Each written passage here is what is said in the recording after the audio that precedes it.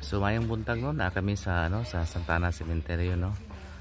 Niya nga ako mga kuan, mga iyaan o uyuan o akong igagaw o pagkumangkod sa no. So this is a special day para sa akong mga relatives no. Kay ito po yung araw ng pag po. Syempre may iyakan din, may pagkakataon na po maging seryoso dito kasi po sila very emotional po kasi parang matagal na po kasi hindi sila naka-visit kasi nasa iba't ibang dako po sila ng Pilipinas.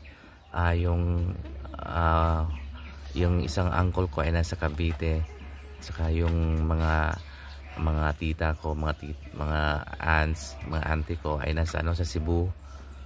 At so yung mga pamangkin ko naman saka kasi na nasa Bukidnon din. So malayong lugar kami. So it is very emotional na po ay makapunta sila dito. Oo.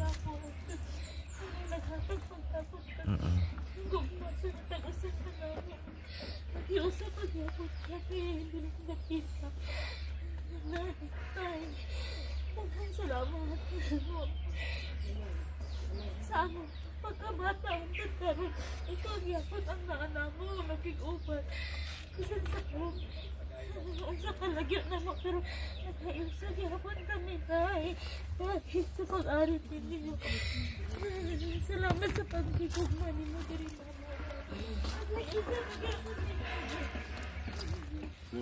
So, mao ni mga ka-viewers no, ang pagbisita din sa sementeryo. So very emotional ang among mga parente no, kay dugay na magud kaay po sila wala nakabisita sa sementeryo.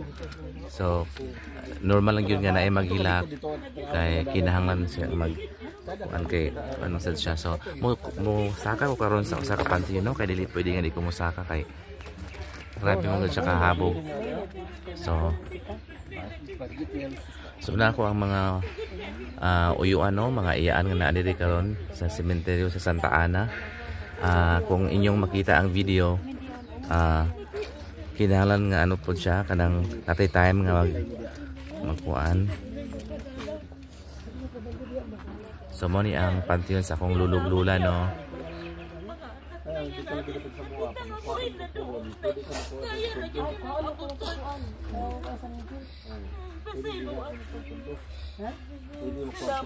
Salamat ka.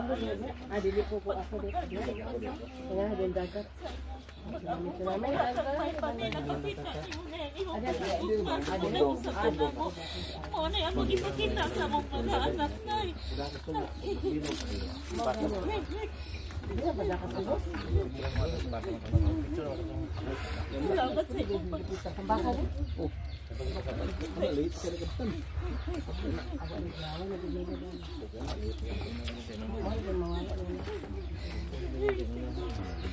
Mana dia dito kay dapat sa ko ang internet na sa malaiba.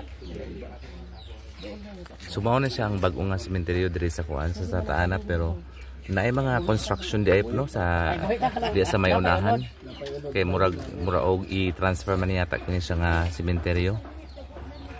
So kung iyong makita sa video no, anay mga hilakan pod kay kinahanglan po siya nga mohila kay dugay naman po sila wala nakabisita ko diri sa sementeryo para sa akong lula o lulo po sila mga ginikanan.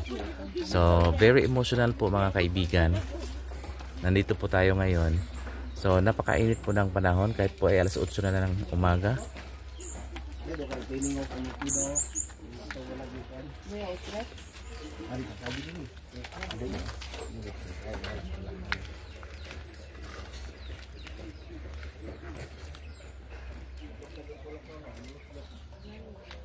So ito muna yung video, tapos tatapusin ko muna itong video na ito kasi malapit na po ng 5 minutes. At saka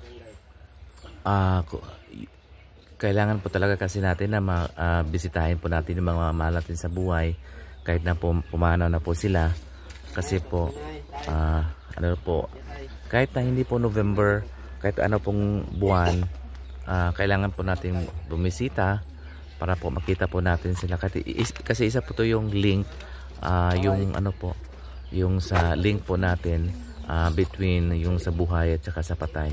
So dito na muna yung video ko at salamat po sa panunood.